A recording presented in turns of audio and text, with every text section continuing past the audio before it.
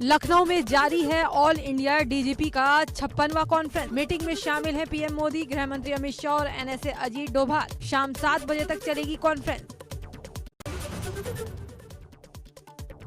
बसपा प्रमुख मायावती ने कांग्रेस पार्टी पर बड़ा हमला बोला। इंदिरा गांधी की पूर्व सरकार को बताया अहंकारी तानाशाही। ट्वीट कर लिखा, देश ने इंदिरा गांधी की रही सरकार को झेला, वैसी स्थिति देश में दोबारा उत्पन्न न हो। लखनऊ में प्रियंका गांधी वाड्रा ने की प्रेस कॉन्फ्रेंस। लखीमपुर खीरी कांड को लेकर सरकार पर साधा निशाना। कहा, केंद्रीय गृह राज्य मंत्री अजय मिश्र टेनी को बर्खास्त करे पीएम। प्रियंका गांधी वाड्रा बोली, देश भर में किसानों पर दर्ज हुए मुकदमे को वापस लिया जाए और शहीद किसानों के परिवारों को दे आर्थिक मदद। देश भर में किसानों पर हुए मुकदमों को वापस लीजिए और सभी शहीद किसानों के परिवारों को आर्थिक अनुदान दीजिए। वरुण गांधी ने प्रधानमंत्री मोदी को लिखी चिट्ठी, एमएसपी के लिए कानून बनाने की मांग। कहा, बाकी मुद्दों पर भी फौरन होना चाहिए फैसला। तीनों कृषि कानून वापस लेने के लिए पीएम के फैसले का स्वागत भी किया। कृषि कानून की वापसी पर बसपा सुप्रीमो मायावती का ट्वीट। कहा, इस बारे में कुछ और ठोस फैसले लेने जरूरी। किसानों पर दर्ज बाकी सभी मुकदमों की वापसी करना भी केंद्र सुनिश्चित करे तो उचित होगा।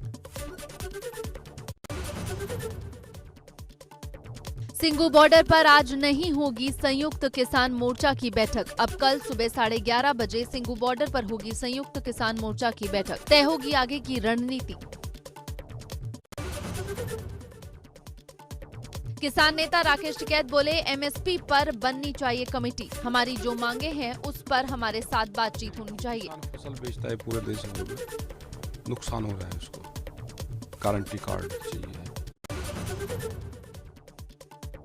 बस्ती में मंत्री वीके सिंह बोले, किसानों की खुशहाली के लिए सिर्फ भाजपा सरकार ने किया काम। वीके सिंह ने ओवैसी पर साधा निशाना। कहा, ओवैसी साहब खेती नहीं करते, जो खेती नहीं करते वो खेती समझता भी नहीं। मुजफ्फरनगर पहुंची रालोद की परिवर्तन संदेश रैली को आरएलडी अध्यक्ष जयंत चौधरी ने किया संबोधित। भारी संख्या में जयंत को सुनने के लिए उमड़ी लोगों की भीड़। बगरा के स्वामी कल्याण देव इंटर कॉलेज के मैदान में रैली हुई आयोजित। पिथौरागढ़ में सैनिक सम्मान समारोह में केंद्रीय रक्षा मंत्री राजनाथ सिंह ने की शिरकत। मुख्यमंत्री पुष्कर सिंह धामी भी समारोह में शामिल। सैन्य धाम के लिए मंगवाई गई शहीदों के आंगन की मिट्टी। चुनावी मौसम में फिर गरमाया देवस्थानम बोर्ड का मुद्दा। तीर्थ पुरोहितों ने सरकार से की देवस्थानम बोर्ड को रद्द करने की मांग। 22 नवंबर से देहरादून में बुलाई गई महापंचायत।